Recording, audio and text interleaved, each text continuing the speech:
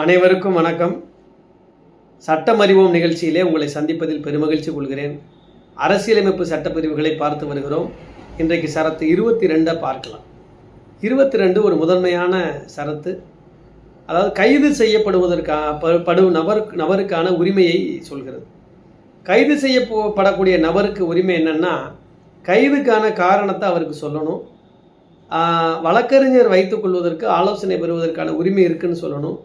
கைதிலிருந்து வெளியில் வருவதற்கான உரிமை இருக்கிறது, அதற்கு நீங்கள் ரெப்ரசன்டேஷன் செய்து கொள்ளலாம், முறையீடு செய்து கொள்ளலாம் அப்படிங்கிற உரிமையெல்லாம் அவருக்கு சொல்லணும். 24 மணி நேரத்திற்கு மேலாக காவல் அடைப்பு வைத்திருக்கக்கூடாது. 24 மணி நேரத்திற்கு முன்னதாகவே அதற்குள்ளாகவே அருகில் இருக்கக்கூடிய நீதித்துறை நடுவர் மேஜிஸ்ட்ரேட் முன்னால் ஆஜர்படுத்தணும். 24 மணி நேரத்தை தாண்டுகிற பொழுது அது சட்டவிரோத காவலாக மாறும். இது ஆர்டிகல் 22 உட்பிரிவு 1 தெளிவாக சொல்கிறாங்க. எதை ப்ரிவென்டிவ் டிடென்ஷன் சொல்கிறாங்க? ஒரு நபரால் சட்டம் ஒழுங்குக்கு குந்தகம் ஏற்படும் அப்படின்னு சொல்லி போலீஸார் சந்தேகப்பட்டால் அவரை நீதிமன்ற உத்தரவு இல்லாமலேயே நம்ம அடைச்சி வைக்கலாம். அதுதான் முன்னெச்சரிக்கை கைது, அதுதான் தடுப்பு காவல், அதுதான் ப்ரிவென்டிவ் டிடென்ஷன். சரி, இதை எத்தனை மாதத்துக்கு வச்சிருக்கலாம்? அதிகபட்சம் ஒரு நபரை 3 மாதம் வச்சிருக்கலாம், கோர்ட்டு உத்தரவு இல்லாமல். அதற்கு மேலே எக்ஸ்டெண்ட் பண்ணணும்னா உயர்நீதிமன்றத்தினுடைய அட்வைஸை வாங்கணும். வழக்கறிஞர் வச்சுக்கிற அட்வைஸுக்கு அவங்களுக்கு உரிமை இருக்குங்கிறத சொல்லணும். இதெல்லாம் எப்போ இந்தியாவில் இருக்கக்கூடிய ஒரு நபருக்கான விதிமுறைகள். அதே நேரத்தில் எதிரி நாட்டவர், அவரை நம்ம தடுப்பு காவலில் வச்சுருக்கோம், அவர் நம்ம நாட்டுக்கு பிரச்சனை பண்ணுறாருன்னா அவருக்கு இந்த எக்ஸப்ஷன்லாம் கிடையாது.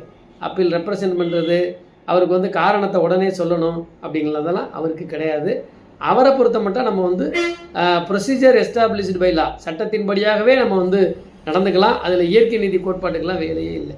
இது சம்பந்தமான ஒரு வழக்கு 1950 ஏகே கோபாலன் அப்படிங்கிற கம்யூனிஸ்ட் தலைவர் எதிர் மெட்ராஸ் ஸ்டேட் அப்படிங்கிற வழக்கு சுப்ரீம் கோர்ட்டில் 1950 ஏகே கோபாலுங்கிற கம்யூனிஸ்டுக்காரரை கொண்டே தடுப்பு காவலில் வைக்கிறாங்க.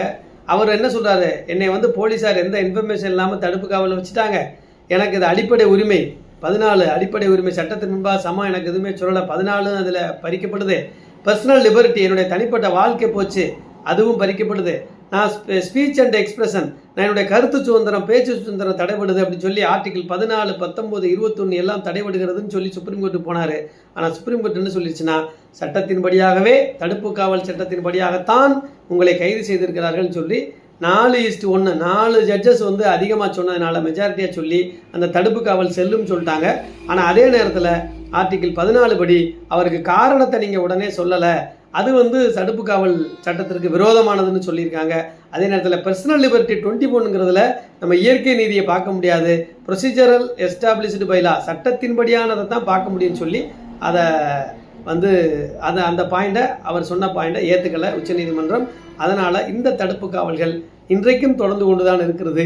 நாட்டிற்கு ஆபத்தை தரக்கூடியவர்கள், ஊருக்கு ஆபத்தை தரக்கூடியவர்கள், தீவிரவாத அச்சுறுத்தல் செய்யக்கூடியவர்கள், அணுகுண்டு ஆயுதங்களை தயாரிப்பவர்கள், போராட்டம் ஆர்ப்பாட்டம்னு சொல்லி நாட்டை சூறையாட நினைப்பவர்கள், பிரிவினை செய்யக்கூடிய நினைப்பவர்கள், மதத்தால் ஜாதியால் இந்த மாதிரி பிரிவினை செய்யக்கூடியவர்களெல்லாம் நம்ம முன்கூட்டி சமூக விரோதம் செய்யக்கூடியவர்கள், பொது சொத்துக்களை சேதம் பண்ணக்கூடியவர்கள், கனிம வள கொள்ளையடிப்பவர்களெல்லாம் நம்ம ப்ரிவென்டிவில் கொண்டு வைக்கலாம்.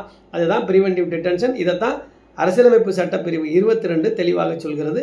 இன்னொரு சட்டப்பிரிவில் சந்திக்கலாம். நன்றி, வணக்கம்.